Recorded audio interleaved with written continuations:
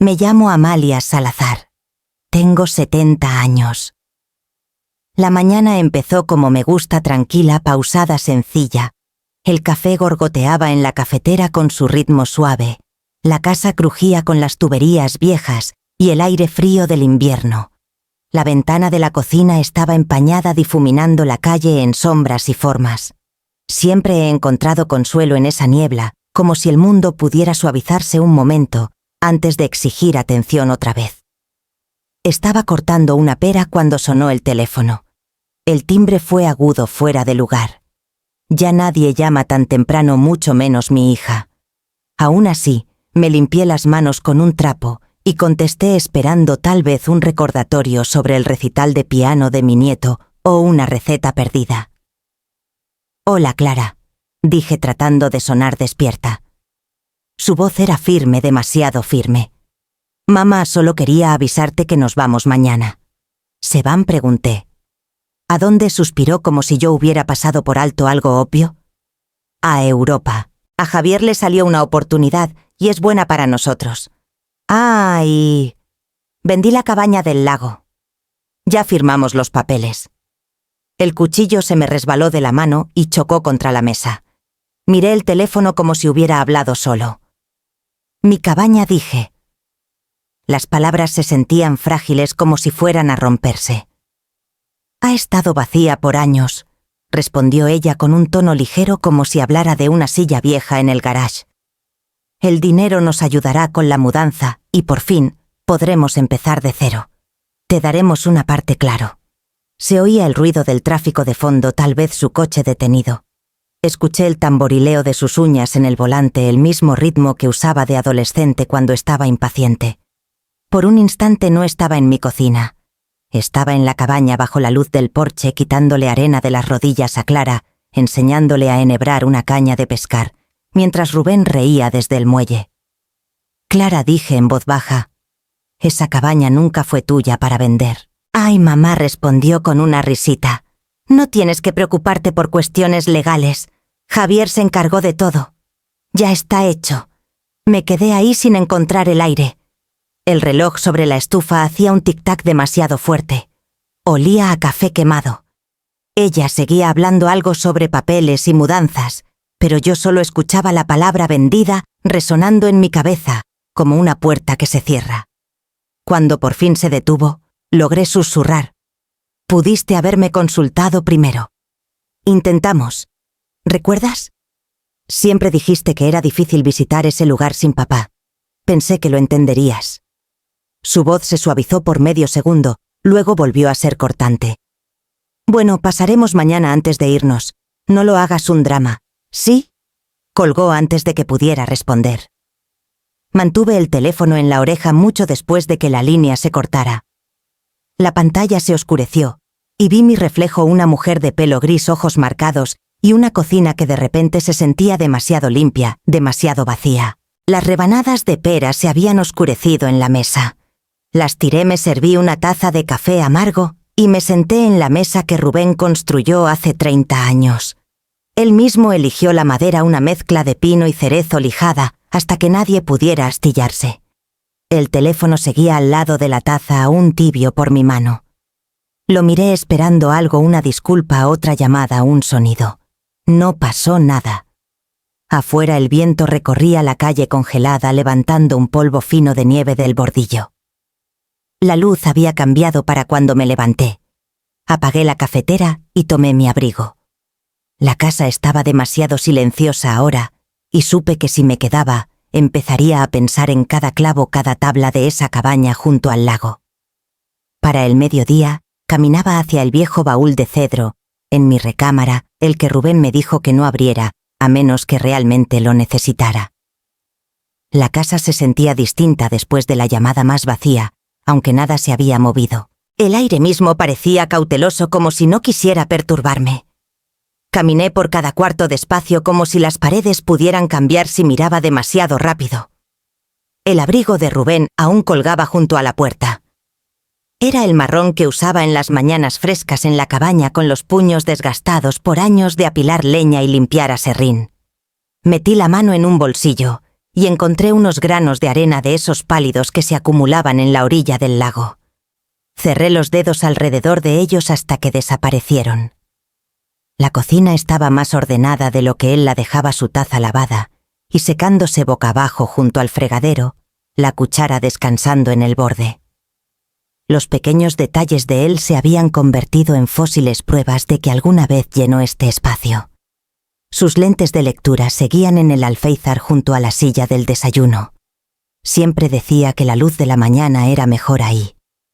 Toqué los marcos con suavidad antes de devolverlos exactamente a su lugar. El silencio hacía que la casa se sintiera demasiado grande, así que me senté y dejé que mi mente vagara hasta la primera vez que Rubén mencionó la cabaña.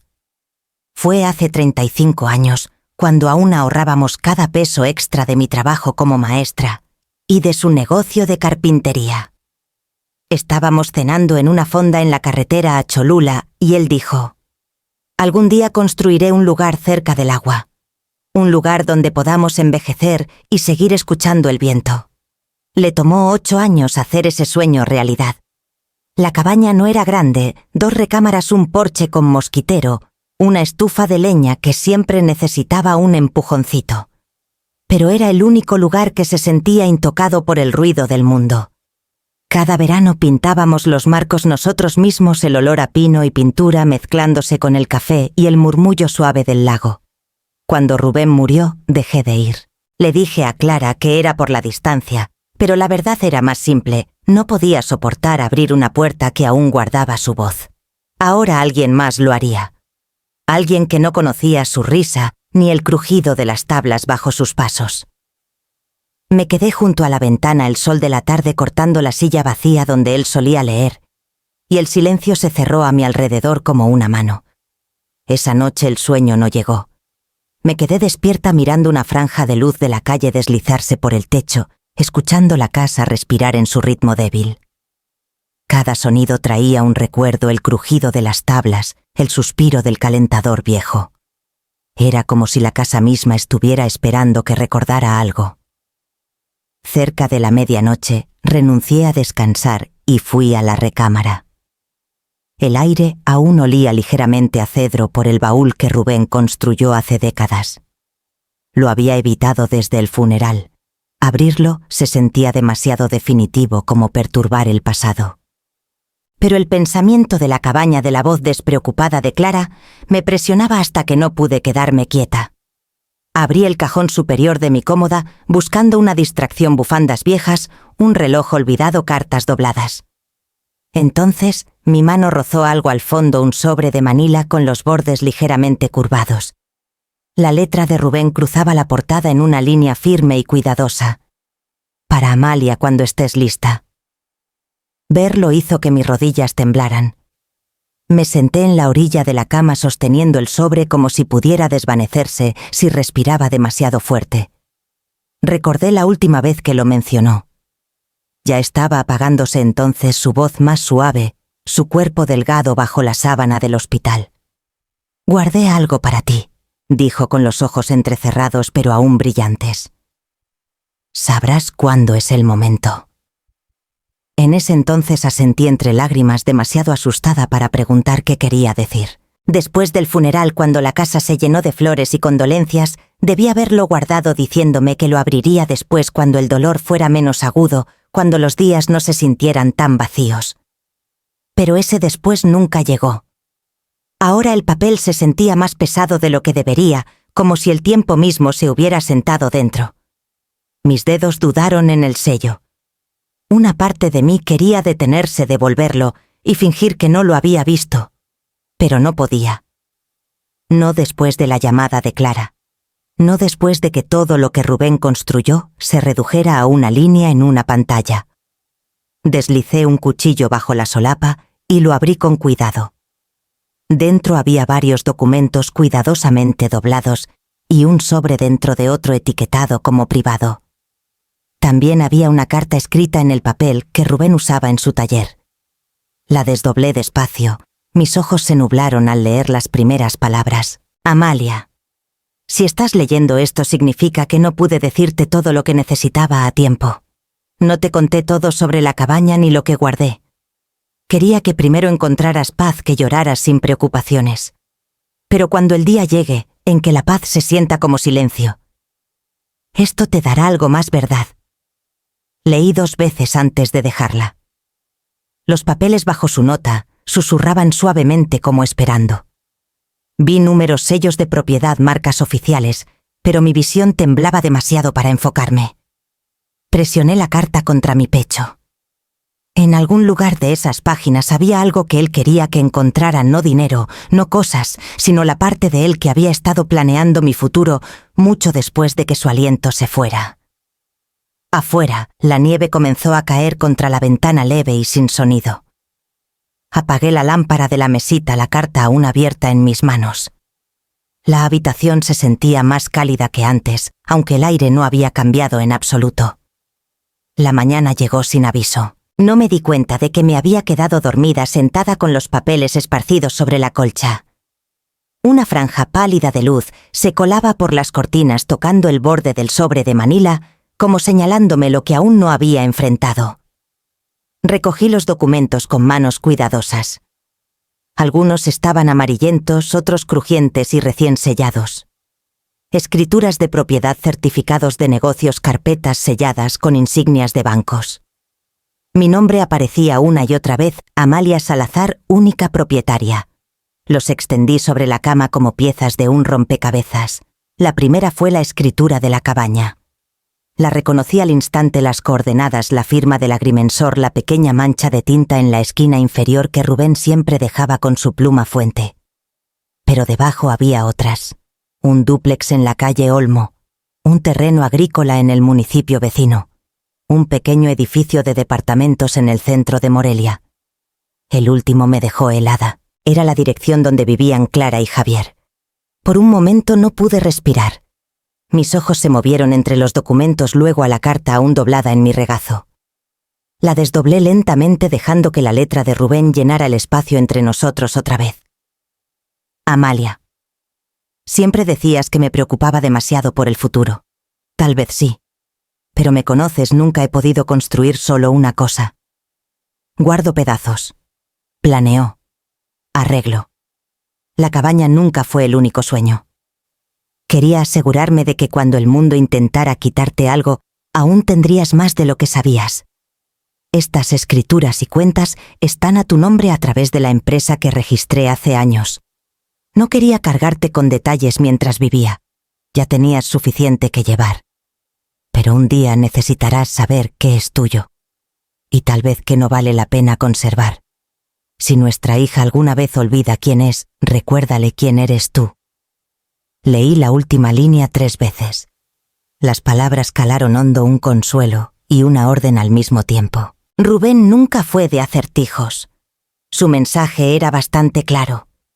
Conocía la ambición de Clara, la forma en que medía el éxito por las apariencias, por el brillo que otros podían ver. Él había visto la distancia mucho antes que yo. Dejé la carta plana junto a las escrituras y miré su letra hasta que mi visión se nubló. No había rastro de enojo en sus palabras, solo fe. Fe en que yo sabría qué hacer cuando llegara el momento. Un viento se levantó afuera haciendo temblar la ventana. Me puse de pie para abrir las cortinas, pero mis manos temblaban no de dolor esta vez, sino de algo desconocido. No era venganza, ni siquiera indignación. Era firmeza. Por meses había estado moviéndome por la vida como alguien bajo el agua, medio viva, sobreviviendo con la memoria de la rutina. Ahora, al sostener la carta de Rubén, el mundo se agudizó a mi alrededor otra vez. El suelo se sentía sólido bajo mis pies. El aire olía a frío y posibilidad. Me senté en el pequeño escritorio junto a la ventana, donde Rubén solía balancear nuestra chequera, y comencé a leer el resto de los papeles. El edificio de departamentos donde vivía Clara había sido comprado discretamente a través de un fideicomiso, Propiedades Salazar S.A. Él había guardado cada recibo, cada contrato, cada nota, en un orden meticuloso. Pagos de renta, estados de hipoteca, incluso recordatorios escritos a mano sobre los cumpleaños de los inquilinos. Había construido esta red de seguridad mientras yo daba clases pensando que nuestros únicos ahorros eran su modesta pensión y la cabaña misma. Lo había escondido tras la simplicidad, tras la imagen de un carpintero común y su esposa que vivían dentro de sus posibilidades. Pensé en Clara entonces, su voz fría y eficiente por teléfono, diciéndome que había vendido lo que no era suyo. Qué pequeño parecía de repente su mundo construido sobre una mentira que ni siquiera sabía que había dicho. En el silencio casi podía escuchar la risa de Rubén, tranquila, firme, divertida. No burlona nunca eso, sino el tipo de risa que viene de ver más allá que los demás. Pasé los dedos por el sello de la escritura de la cabaña. Legalmente aún era mía. Aunque Clara hubiera intentado venderla, no tenía derecho. Podía haber movido los papeles por algún abogado o comprador, pero cada ladrillo, cada pedazo de madera seguía bajo mi nombre. Pensé en llamarla, en decirle lo que había hecho, dejar que el impacto cayera donde debía, pero no lo hice. Todavía no. Las palabras de Rubén permanecían. Recuérdale quién eres. No decir. Recordar. Eso era algo diferente. Algo más lento, más callado, más fuerte. Regresé los papeles al sobre, excepto la carta que dejé en la mesita de noche. El cielo afuera era gris pálido, del tipo que prometía nieve por la noche. Fui a la cocina, hice café fresco y saqué la taza de Rubén, la misma, con una pequeña muesca cerca del borde. Por primera vez en meses también me serví una taza. El vapor se elevó atrapando la luz. No sabía aún qué haría, pero sabía esto: ya no era la mujer que esperaba a que sonara el teléfono. Había estado esperando permiso para actuar, y Rubén me lo había dado a su manera, callada. La cabaña no estaba perdida. La vida que construimos no estaba perdida. Y yo tampoco. No llamé a Clara al día siguiente. No llamé a nadie. Morelia estaba cubierta de nieve fresca, del tipo que suaviza los bordes de todo y hace que incluso las cosas rotas parezcan enteras. Me envolví con la bufanda de lana de Rubén y salí. El aire era cortante pero limpio, como si pudiera arrancar lo que se me había pegado. Las calles estaban silenciosas a esa hora. Las vitrinas de las tiendas brillaban débilmente, aún despertando. Un hombre limpiaba nieve de su coche, una mujer apresuraba a su perro por la acera. Nadie me miró dos veces. Me moví entre ellos como un fantasma, invisible y tranquila, y por primera vez no me importó. En la panadería de la esquina el olor a canela y levadura flotaba en el frío. Rubén amaba sus panecillos matutinos. Los calentaba en la estufa tarareando desafinado con la radio.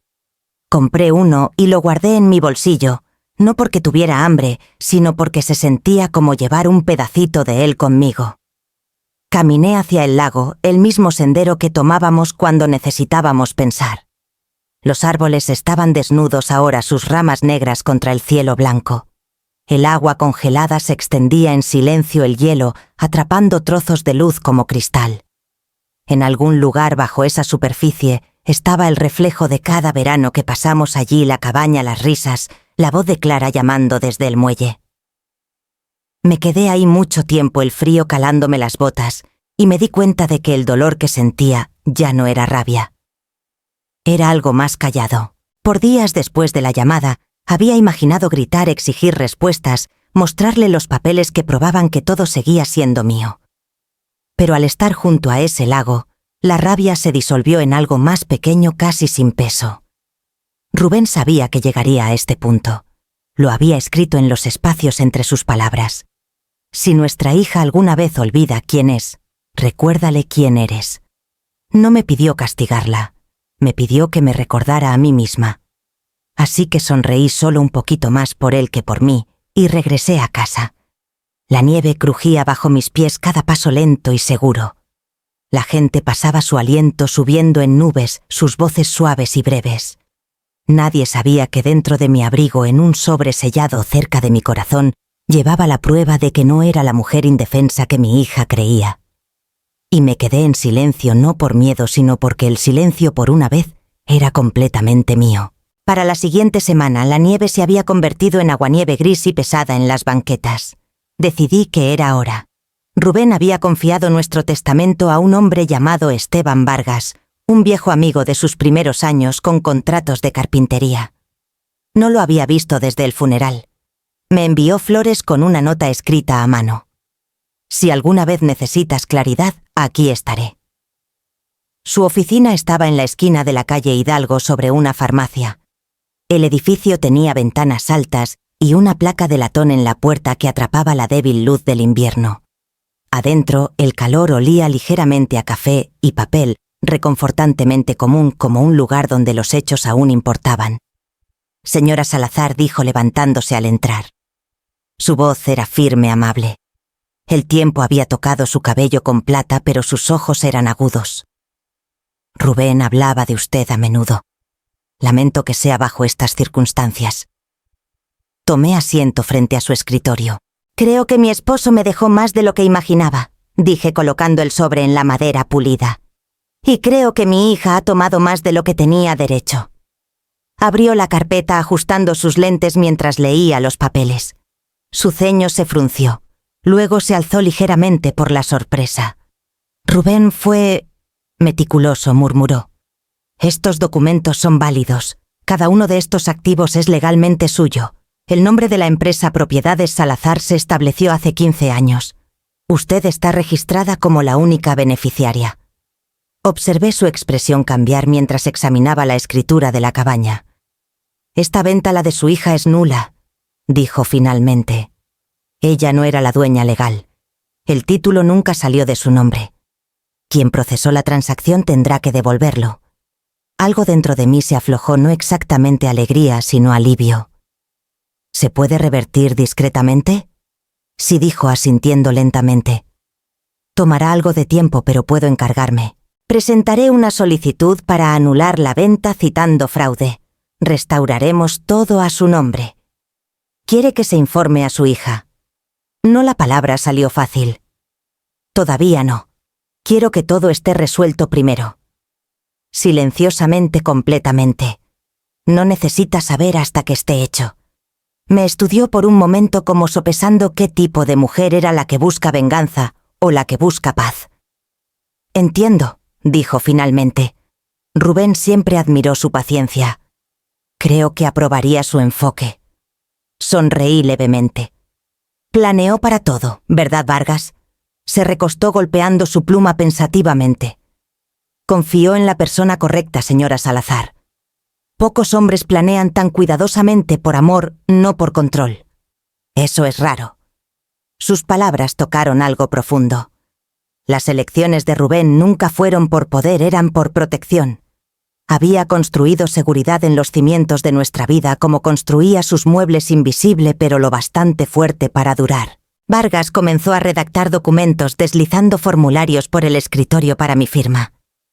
Cada trazo de la pluma se sentía como recuperar un aliento que no sabía que había estado conteniendo desde el funeral.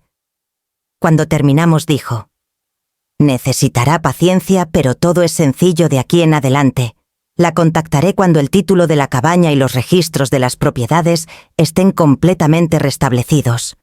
También manejaré la notificación para el edificio de departamentos. Sus inquilinos han estado pagando renta a una empresa de administración que técnicamente usted posee. Casi me reí por lo absurdo de todo. Entonces supongo que soy casera sin saberlo. Sonrió.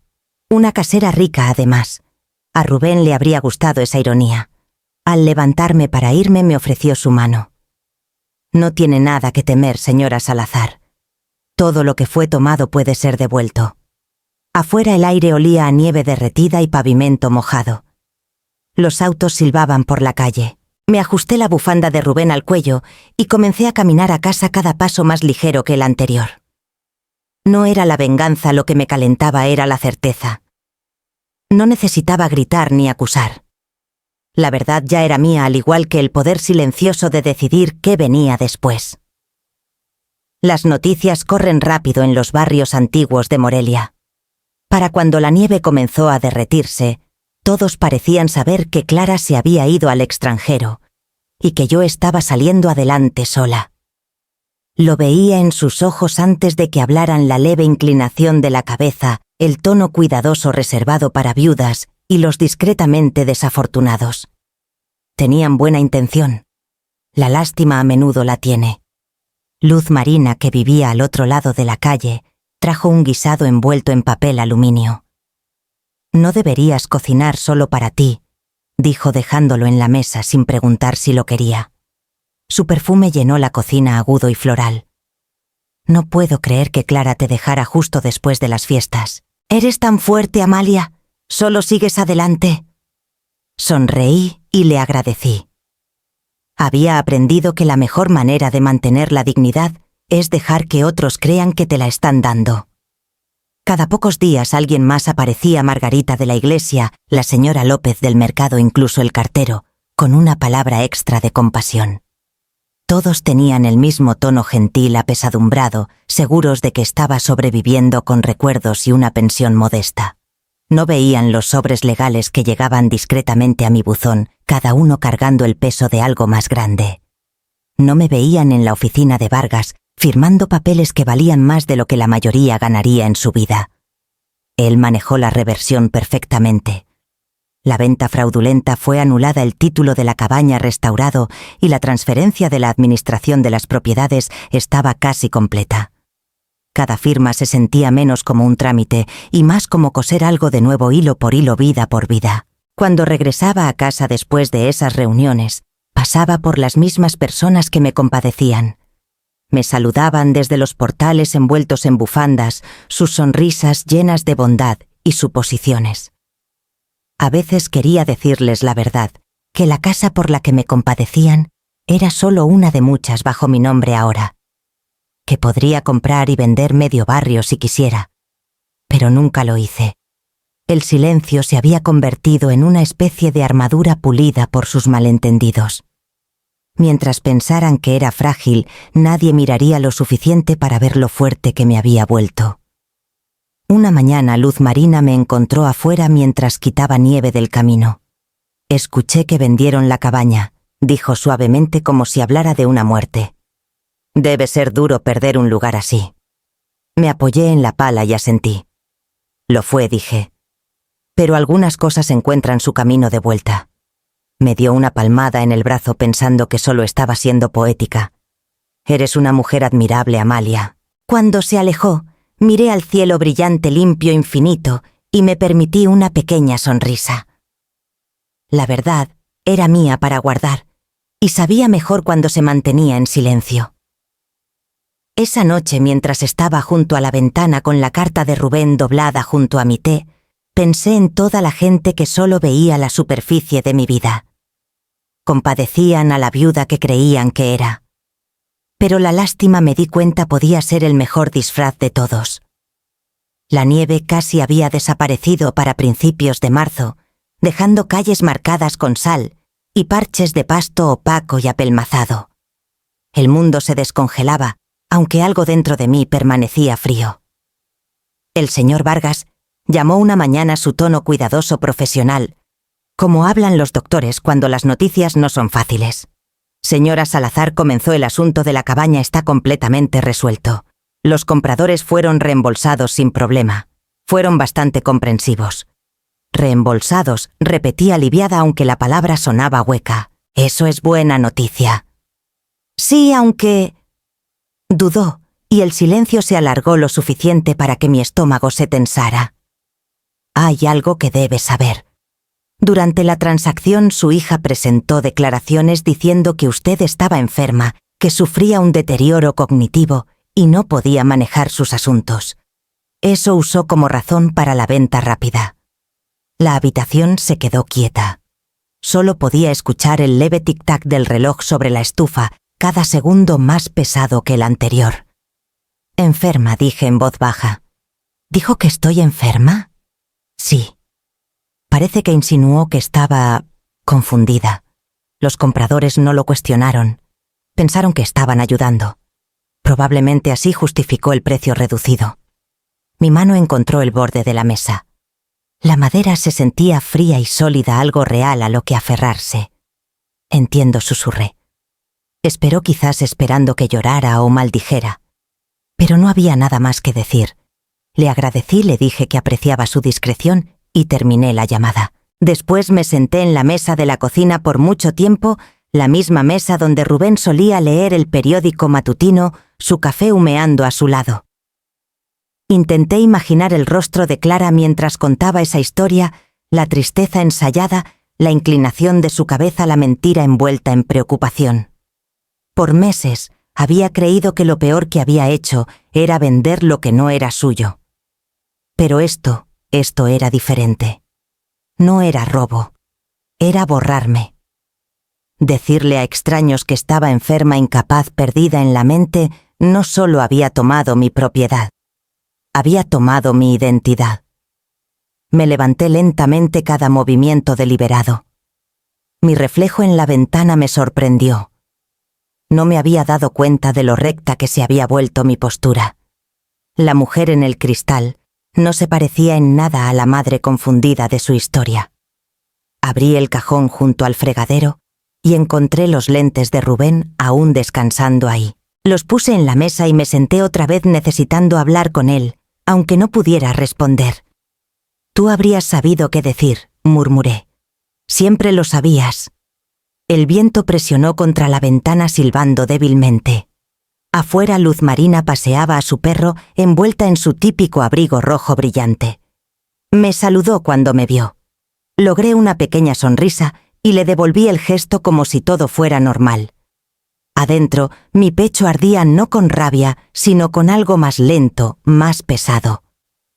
Pensé en Clara de niña, sus manos pegajosas con helado derretido, su risa resonando en el muelle. Solía dibujar imágenes de mí y Rubén tomados de la mano, la cabaña detrás de nosotros etiquetada como «nuestra casa para siempre». En algún momento de los años, para siempre se convirtió en un activo para vender. Esa tarde caminé al parque cerca del lago, el viento trayendo el leve olor del agua descongelada y pino. Los niños se deslizaban en trineo por la última colina de nieve, sus risas perforando el silencio. La vida, al parecer, no tenía interés en detenerse por el corazón roto de nadie. Me senté en una banca con vista al agua. El hielo se había roto en partes, formando pequeños charcos que reflejaban el cielo. Los observé brillar cada uno, atrapando luz como una verdad, emergiendo tras mucho tiempo enterrada. La mentira de Clara no era solo una historia contada a extraños, había reescrito mi historia. Y aún así, bajo el ardor, podía sentir la voz firme de Rubén en la memoria. Si nuestra hija alguna vez olvida quién es, recuérdale quién eres. Repasé las palabras en mi mente hasta que la rabia se diluyó en algo más tranquilo. No sabía cómo se veía el perdón aún, pero sabía que no vendría de la furia. La luz se desvanecía para cuando me levanté de la banca. El lago ondulaba con un movimiento leve y en la distancia un pájaro solitario cortó el cielo, sus alas afiladas contra el crepúsculo. Seguí su vuelo hasta que desapareció, luego me dirigí a casa, el aire frío picándome la cara, mis pasos lentos y seguros. 2 semanas después de conocer la verdad, la rabia se había enfriado en algo mucho más preciso. Ya no quería confrontación ni explicaciones. Quería claridad y orden. El señor Vargas me recibió con una leve sonrisa cuando llegué a su oficina. «Ha estado pensando mucho», dijo leyendo mi expresión. «Así es», respondí. «Y estoy lista para hacer algunos cambios». Nos sentamos frente a frente, el sol de invierno, reflejándose en su escritorio. La habitación olía ligeramente a papel y pulidor de cedro. Deslicé una libreta hacia él, cada línea escrita con mi mano cuidadosa. «Quiero crear una sociedad holding», dije. «Todo lo que Rubén me dejó, cada propiedad cuenta, e inversión debe estar bajo su nombre». Silenciosamente, con seguridad. Asintió. «Tiene un nombre en mente, Fundación Salazar», dije. La palabra fundación se sentía correcta. No se trataba de ganancias ni poder. Se trataba de raíces, algo que no pudiera venderse sin importar quién lo intentara. Vargas me estudió por un momento, luego sonrió. «Es apropiado. Tiene dignidad». Comenzó a explicar el proceso detallando los registros y transferencias legales necesarias. Mientras hablaba, sentí que algo cambiaba dentro de mí. La viuda indefensa que todos compadecían se había ido. En su lugar estaba una mujer que entendía el lenguaje del control. Para el final de la reunión había firmado la primera ronda de papeles. Vargas los reunió cuidadosamente y los colocó en una carpeta de cuero. «Esto tomará unas semanas», dijo. «Pero una vez que esté completo, todo pertenecerá a la fundación. Aunque alguien intentara actuar contra usted de nuevo, estará protegido». Protegido. La palabra se sentía como la mano de Rubén en mi hombro. Cuando salí de la oficina, los copos de nieve comenzaban a caer otra vez pequeños callados deliberados. Caminé a casa sin prisa. Las calles brillaban bajo la luz pálida y por primera vez en meses me sentí firme. Esa tarde extendí los documentos restantes sobre la mesa de la cocina, alineándolos con la precisión que Rubén habría admirado. La cabaña, el edificio de departamentos, el terreno agrícola, cada pieza de nuestra vida, ahora trazaba su camino de vuelta a mí. Pero no era posesión lo que quería, era preservación. Rubén había construido estas cosas con sudor y paciencia, no por codicia, sino por estabilidad, por familia. Si Clara alguna vez regresaba, quería que viera cómo se veía el amor cuando se negaba a romperse incluso bajo la traición. Escribí una nota para mí misma en la parte inferior de una de las carpetas. El silencio no es rendición. A la mañana siguiente envié por correo los formularios de registro de la fundación. Nadie notaría el sobre, solo otro pedazo de negocio entre cuentas y volantes. Pero dentro estaba la declaración callada de algo más grande, una mujer reclamando su historia. Cuando regresé a casa preparé té y me paré junto a la ventana observando cómo la nieve se acumulaba en el barandal del porche. La ciudad seguía moviéndose afuera sin saber que bajo un pequeño tejado todo había cambiado. El mundo aún pensaba que era la viuda que lo había perdido todo. Pero estaba bien. La verdad no necesitaba gritar para existir. A veces era suficiente con que respirara firme, invisible y completamente intocable. La primavera llegó tarde ese año. Morelia se descongeló en capas lentas y renuentes, la nieve derretida corría por las cunetas, los árboles florecían a medias contra un cielo gris. Para entonces el trabajo legal para la Fundación Salazar estaba casi terminado. Me había acostumbrado al silencio. Se sentía más limpio que cualquier conversación. Pero el silencio tiene una forma de llevar ecos. El mío llegó una tarde en forma de una llamada de luz marina. «Amalia, ya supiste», comenzó su voz vibrando con el temblor de las noticias de pueblo. «Tu hija Clara, algo pasó». Estabilicé mi respiración. «¿Qué clase de algo regresó de Europa?», dijo Luz Marina bajando la voz instintivamente. «Sola. Dicen que su esposo desapareció. Se llevó todo el dinero». Por un momento no dije nada. Observé el vapor subir del hervidor enroscándose como humo. «¿Sabes dónde está? Se está quedando con una amiga, creo. Pero se ve mal, Amalia, flaca, desgastada. De esas miradas que hacen que la gente murmure». Le agradecí, colgué y me quedé ahí, el viejo dolor subiendo otra vez, pero esta vez no era enojo. Era algo más cercano a la inevitabilidad. Rubén lo habría llamado equilibrio. Más tarde esa semana, el señor Vargas confirmó los rumores. «Parece que la aventura europea de su yerno no fue más que una fachada», dijo ajustando sus lentes. «Pidió prestado mucho a nombre de ambos, luego desapareció. Su hija enfrenta demandas, acreedores, deudas que ni siquiera sabía que existían». Asentí. Ella le creyó. Dudó observando mi rostro. «No parece sorprendida». «No lo estoy», dije en voz baja. «Solo lamento que tuviera que aprender así». Esa tarde caminé junto al lago, el mismo que reflejaba cada estación de mi vida. El aire estaba húmedo y inquieto. Al otro lado del agua, las luces de la ciudad parpadeaban como advertencias demasiado tardías. Intenté imaginar a Clara cómo debía verse ahora, la confianza serena desvanecida, la seguridad ausente de su voz. En verdad no encontraba placer en su dolor. Lo que sentía era más cercano al reconocimiento.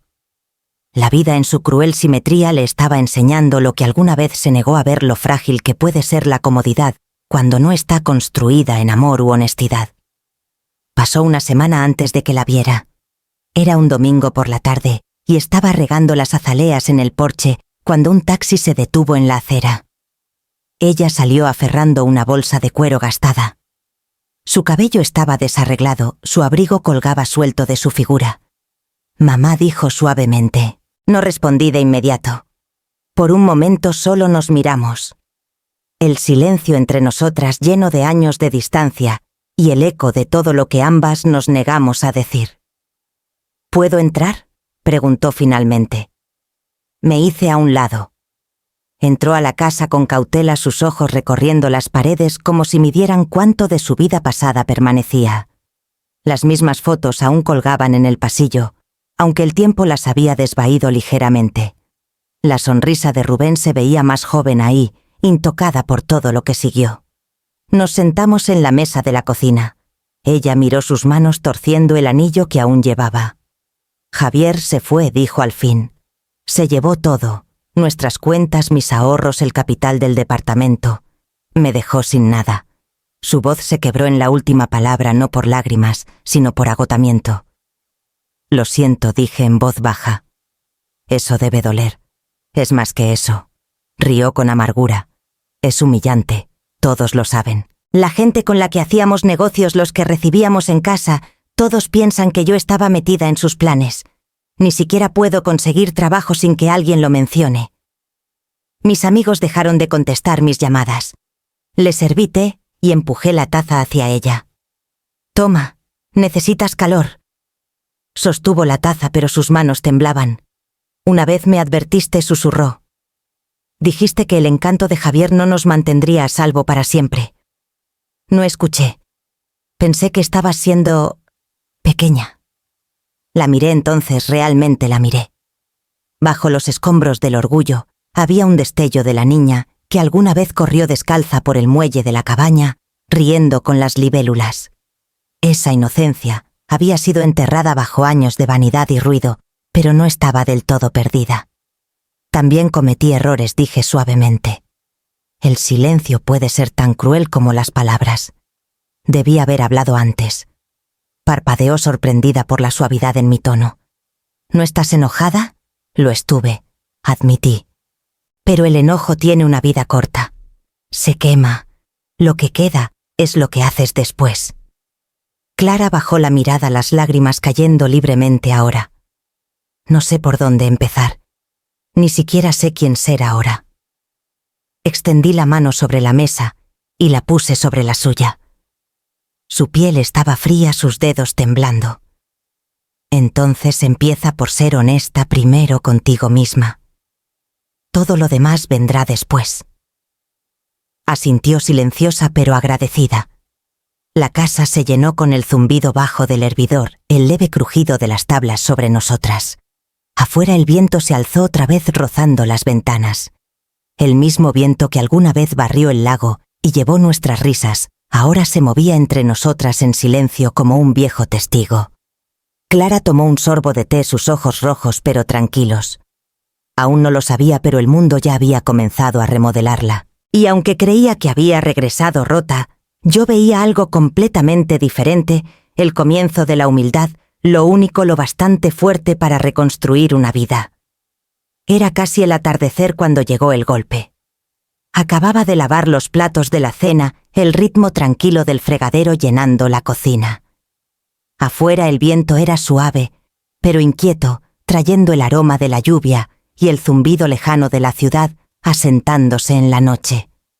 Al principio pensé que era el repartidor o Luz Marina otra vez con otro guisado. Pero cuando me sequé las manos y abrí la puerta, encontré a Clara ahí, su figura pequeña contra la luz que se desvanecía. No se parecía en nada a la mujer que alguna vez cruzó ese umbral con abrigos elegantes y perfume. Sus ojos estaban rojos y en carne viva su ropa arrugada, sus zapatos salpicados de lodo. Verla deshizo algo en mí, aunque no podía decir si era lástima o memoria. Mamá, dijo su voz, rompiéndose en la palabra. ¿Puedo quedarme unos días? La luz del porche parpadeó proyectando su sombra larga sobre las tablas. La observé aferrarse a la correa de su bolsa de cuero gastada a los nudillos pálidos, como si se aferrara a lo último que aún le pertenecía. Abrí la puerta más. «Ya estás aquí», dije. Por un momento no se movió. Luego entró su respiración temblando.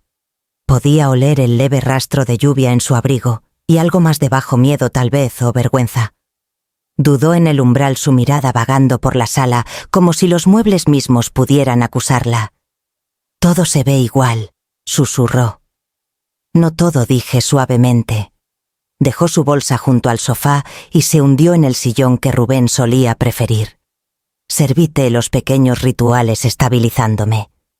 Aceptó la taza con ambas manos, sus dedos temblando ligeramente. «No sabía a dónde más ir», dijo mirando el vapor del té. «Los amigos que tenía, todos desaparecieron cuando el dinero se fue. Es como si ya no existiera». Me apoyé en la mesa observándola. «Sigues existiendo, Clara. Solo se te acabaron las personas que te confundieron con alguien más». Me miró entonces, sus ojos llenos de algo frágil, culpa, reconocimiento, tal vez ambas. «No merezco estar aquí». «Tal vez no», dije, y su rostro se crispó ante la honestidad. Dejé mi taza y crucé la habitación tomando asiento frente a ella. «Pero esta casa no se trata de merecer. Se trata de sobrevivir a lo que queda». Asintió, sus ojos brillando. «Conseguiré un trabajo pronto», murmuró. «Te pagaré de alguna forma». «No hay deuda entre nosotras», dije. «Solo elecciones. Esta vez harás mejores». Por primera vez en años, el silencio entre nosotras no se sentía como distancia. Se sentía como una pausa, un espacio abierto donde algo nuevo podía comenzar. La lluvia comenzó a caer afuera, constante y limpia. Clara se recostó cerrando los ojos, el agotamiento suavizando su rostro. La observé respirar el subir y bajar de alguien que finalmente había dejado de correr. Me levanté y la cubrí con la colcha vieja del sofá a la que Rubén solía ponernos en las noches frías. Se movió pero no despertó. Apagué las luces, dejando solo la lámpara de la esquina brillando débilmente contra la lluvia. Por primera vez la casa no se sentía vacía. Se sentía viva, otra vez silenciosa, imperfecta, pero viva. Vivir con Clara otra vez fue como aprender a respirar diferente, lento, cauteloso, cuidadoso, de no perturbar el aire entre nosotras. La casa había cambiado desde que vivió aquí por última vez, aunque mantuve la mayoría de las cosas en su lugar. La diferencia no estaba en los muebles, estaba en el silencio. Cada mañana despertaba antes que ella. Los viejos hábitos se mantenían firmes. Preparaba café, luego el desayuno, huevos revueltos, pan tostado, a veces avena, si el día se sentía lo bastante frío. Ella bajaba tarde, sus pasos suaves, deteniéndose en la puerta como una invitada que no estaba segura de ser bienvenida. «Buenos días», decía yo. Ella asentía sin mirarme del todo a los ojos. «Buenos días». Vivimos en ese ritmo frágil por días. No la presioné para que hablara, y ella no pidió perdón. Había momentos en que el silencio se sentía insoportable, pero me recordaba que el silencio alguna vez fue mi aliado. Ahora era el suyo. Pasaba la mayor parte del tiempo arriba desplazándose por su teléfono o revisando ofertas de trabajo que nunca parecía seguir. A veces la escuchaba caminar las tablas crujiendo en el mismo lugar que Rubén solía arreglar cada primavera. Quería subir y decirle que todo estaría bien, pero ella tenía que llegar a esa verdad por sí misma. Por las noches se unía a mí en la cocina ayudando a medias. Era torpe con el cuchillo, impaciente con cosas pequeñas como picar cebollas o revolver sopa, pero de vez en cuando me miraba y decía: «Solías preparar esto cuando era pequeña». «Así es», respondía manteniendo mi voz pareja. «Te gustaba con demasiada mantequilla». Una leve sonrisa cruzaba su rostro, desapareciendo antes de formarse del todo. La tensión comenzó a aliviarse en pequeños gestos no dichos. Una noche la encontré doblando ropa que no era suya. Otra mañana noté que había barrido el porche antes de que despertara. No mencionaba estas cosas y yo tampoco. Luego, una mañana, mientras la luz se deslizaba por el piso de la cocina, escuché sus pasos detrás de mí. Estaba removiendo café perdida en el ritmo de la cuchara contra la taza. Mamá dijo en voz baja. Me giré. Estaba de pie junto a la mesa, su cabello despeinado, sus ojos hinchados por el sueño. No había pretensión en su voz, solo agotamiento, honestidad. Lo siento, susurró. No me moví al principio. Había imaginado este momento de 100 maneras diferentes, ella llorando, yo perdonando, pero cuando finalmente llegó, fue más simple de lo que esperaba.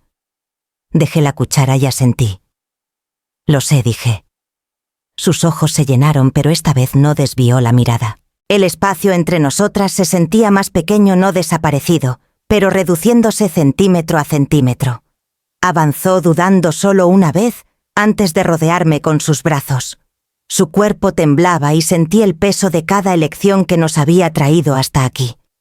Por un largo rato ninguna habló. El olor del café permanecía en el aire, el zumbido suave del refrigerador llenando el silencio. Cuando finalmente se apartó su rostro, estaba manchado por el llanto, pero de alguna forma más ligero. Le aparté un mechón de cabello de la mejilla. «Estás en casa ahora», dije suavemente. Asintió incapaz de hablar y me giré hacia la estufa. Los huevos estaban demasiado cocidos, pero a ninguna nos importó. Nos sentamos juntas, comiendo en silencio del tipo que casi se sentía como paz. Una semana después, mientras limpiaba los estantes en el viejo estudio de Rubén, Clara la encontró. El pequeño sobre se había deslizado detrás de una pila de revistas de carpintería, sus bordes amarillentos por el tiempo. Mamá llamó suavemente. «Esto tiene tu nombre y la letra de papá». Me giré desde la ventana donde estaba regando un helecho. Me entregó el sobre, sus dedos temblando ligeramente. La escritura de Rubén corría por la portada en su mano inclinada y pulcra para Amalia y Clara cuando ambas estén listas. Dentro había una sola llave plateada pegada a una nota doblada. Clara la despegó y la puso en mi palma. El metal estaba frío, más pesado de lo que parecía. Desdoblé la nota con cuidado. Las palabras eran cortas, escritas en el ritmo familiar de Rubén, firme, deliberado, seguro. Caja 412. Banco Nacional Morelia. Para lo que importa más que el dinero. Clara se inclinó más cerca, sus ojos abiertos. ¿Una caja de seguridad?, asentí. Debió abrirla hace años. Nunca la mencionó. Sonrió débilmente, un destello de la hija que recordaba. Así era él, no siempre guardando sorpresas para después. Después. La palabra quedó en el aire entre nosotras. Se sentó a mi lado en el sofá estudiando la llave en su mano. «¿Crees que es importante? Tu padre nunca hacía nada sin razón», dije. Por primera vez desde que regresó no había tensión en su voz, solo curiosidad, casi calidez. «Entonces iremos mañana», dijo. «Juntas». La miré a la mujer a mi lado, que ya no era solo la hija que me había herido, sino la que estaba aprendiendo a enmendar las cosas. La llave brillaba en su mano, atrapando la última luz de la tarde como una promesa aún esperando ser abierta. A la mañana siguiente fuimos al banco juntas. El aire afuera traía un toque de primavera, las calles aún húmedas por la lluvia de la noche anterior. Clara caminaba a mi lado en silencio, sus manos metidas en los bolsillos del abrigo. Ya no había prisa en su paso ni rastro de la mujer inquieta que solía llenar el silencio con planes. Dentro del vestíbulo de mármol, un empleado nos llevó a la sala de bóvedas. El lugar olía ligeramente a metal y piedra pulida. Cuando nos dejó solas con la caja pequeña, Clara exhaló lentamente, casi con miedo de tocarla. Giré la llave.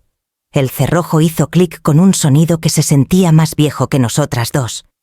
Dentro había 2 bolsas de terciopelo, un papel doblado y una fotografía de Rubén y yo, junto al lago, más jóvenes, despeinados por el viento, sonriendo, como si creyéramos que el tiempo era infinito. Clara alcanzó las bolsas. De una vertió una cascada de luz suave, perlas, oro, pequeños diamantes, engastados en filigrana delicada. De la otra salió un reloj de bolsillo con las iniciales de Rubén, grabadas en la parte trasera. Mamá susurró. Esto podría valer una fortuna. Desdoblé el papel. La letra de Rubén llenaba la página firme como siempre. Amalia, estas son reliquias familiares pasadas por manos que entendían el amor no como posesión, sino como promesa. Úsalas solo cuando te enseñen algo sobre el amor. Si no pueden, manténlas guardadas. Clara leyó por encima de mi hombro. Debía saber que yo también encontraría esto, murmuró. Asentí. Siempre pensó en el futuro. Pasó el pulgar por un collar de pequeños zafiros. Podría venderlos, mamá. Pagar las deudas. Empezar de nuevo. Su voz temblaba con sinceridad, no con codicia. Aún así sentí las palabras de Rubén moverse en mí como un eco. Úsalas solo cuando te enseñen algo sobre el amor. Estudié su rostro, el esfuerzo, la esperanza, la culpa frágil intentando convertirse en propósito. Esperemos, dije suavemente. Algunas lecciones toman más tiempo para revelar lo que valen. Bajó la mirada y volvió a colocar las joyas en la bolsa.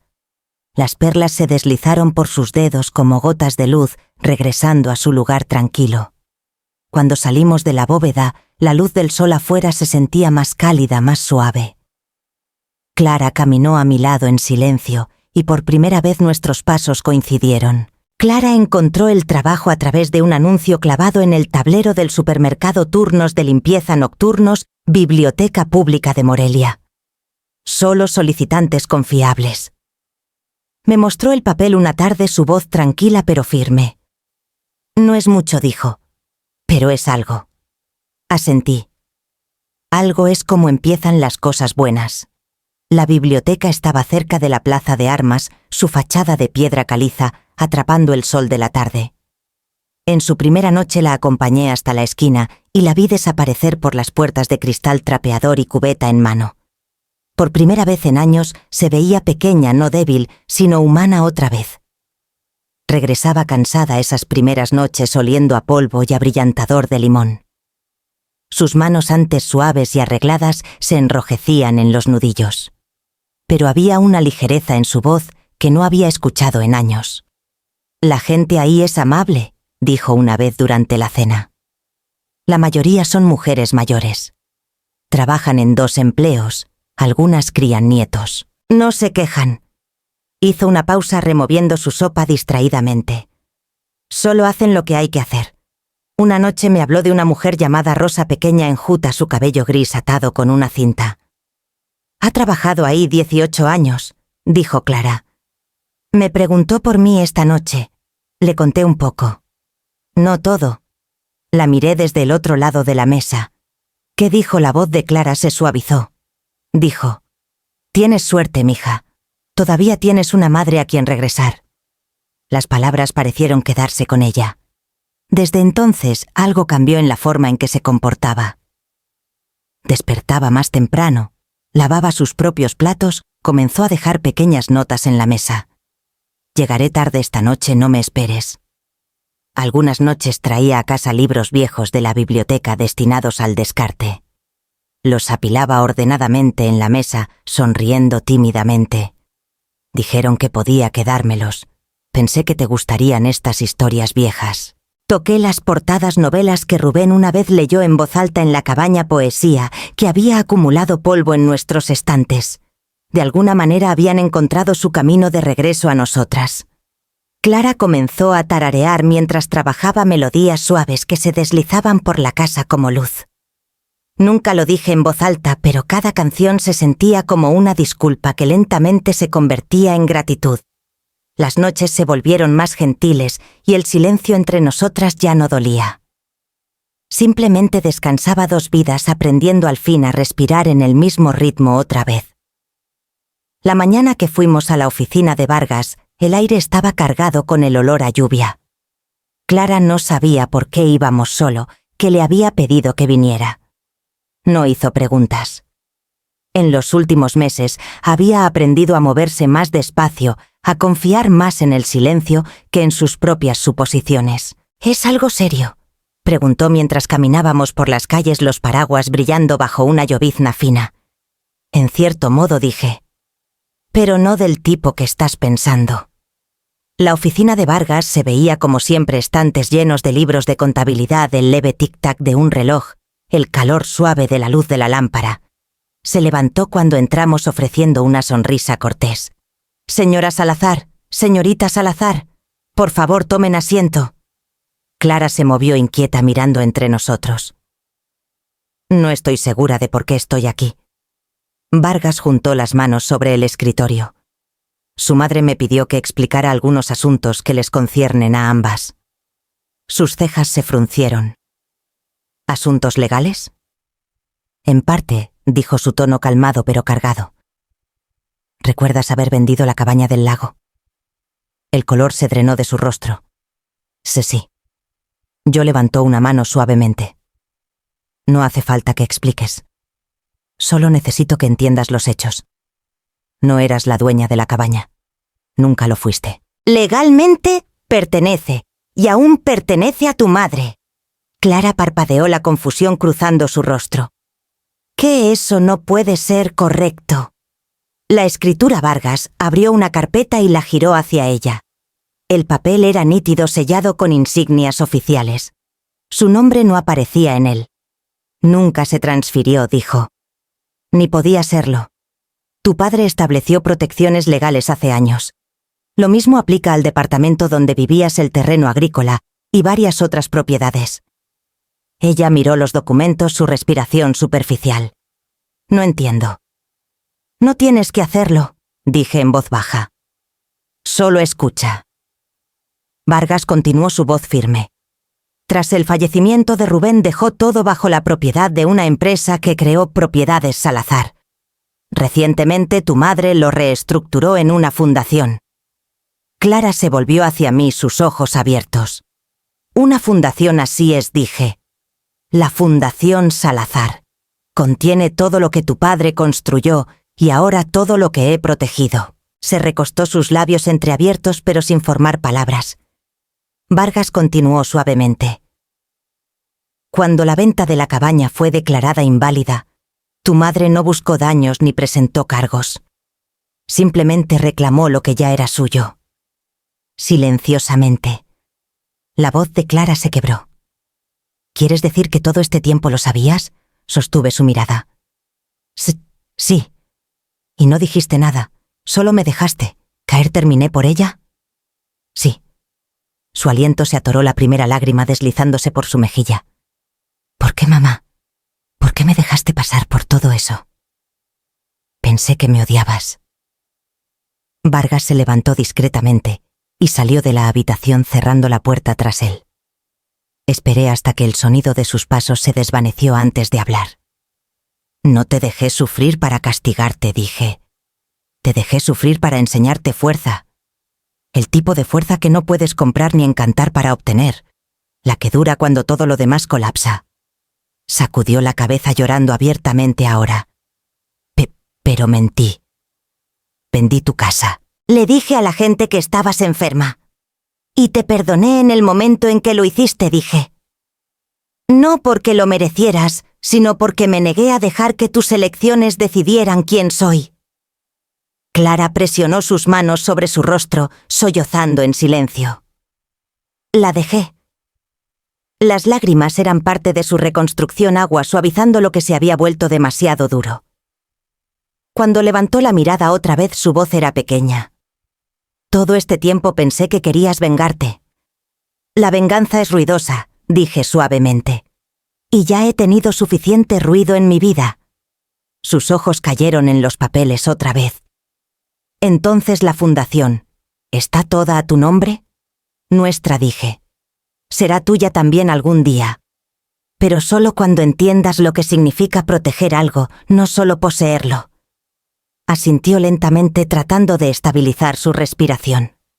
No lo merezco. Tal vez no aún, dije. Pero estás aprendiendo. Eso es suficiente. Miró alrededor de la oficina, a los estantes, los títulos enmarcados, el zumbido tenue de la lámpara.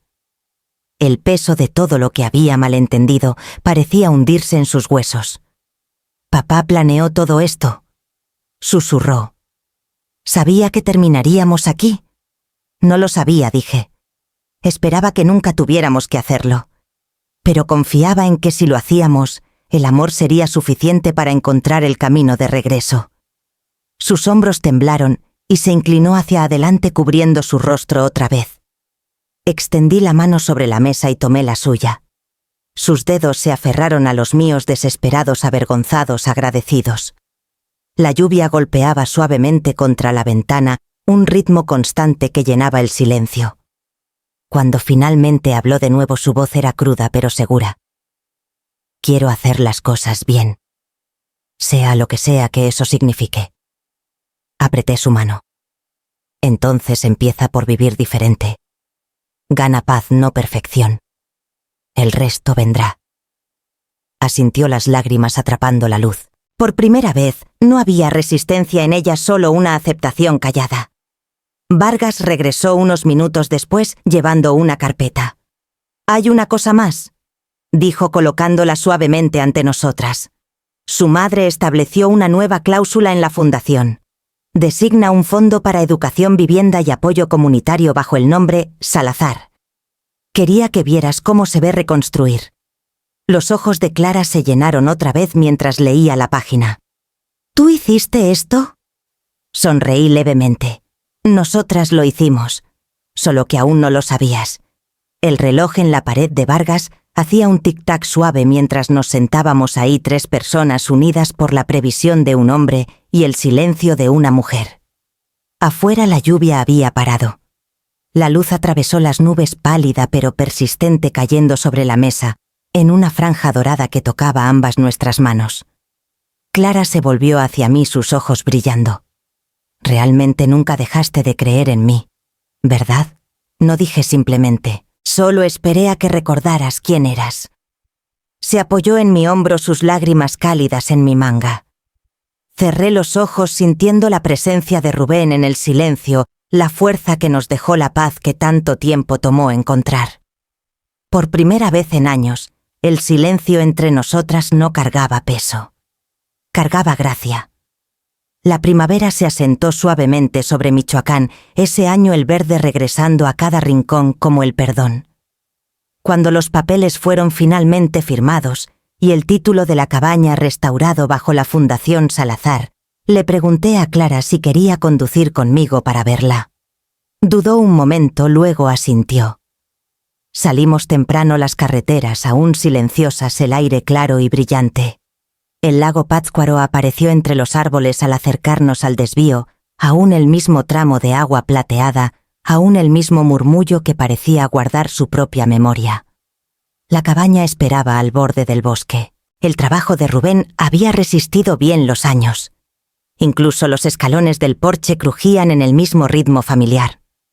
Abrí la puerta, y cuando se abrió el aroma a cedro y polvo se alzó como un fantasma de nuestra vida pasada.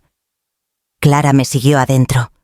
Sus ojos recorrieron lentamente la pequeña sala, deteniéndose en la fotografía enmarcada, que de alguna manera había sobrevivido los años. Rubén, sosteniéndola de niña, ambos riendo tan fuerte que la imagen se veía borrosa. Alcanzó a tocar el cristal. «No sé cómo pude olvidar este lugar», susurró. «A veces no olvidamos», dije en voz baja. «Solo miramos a otro lado». Pasamos la tarde limpiando, aireando las habitaciones, abriendo las ventanas para dejar entrar el viento. La luz del sol se filtraba a través de los árboles, arrojando parches dorados sobre las tablas. Clara trabajaba con un propósito silencioso, fregando, barriendo, puliendo, sus movimientos lentos pero firmes. Cuando finalmente salimos a descansar, el lago brillaba a lo lejos, las ondas atrapando la luz como 1000 pequeñas promesas. Se sentó a mi lado en los escalones del porche, limpiándose las manos en sus jeans.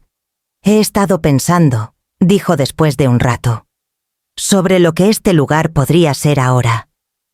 La miré esperando. «No debería ser solo nuestro ya», continuó.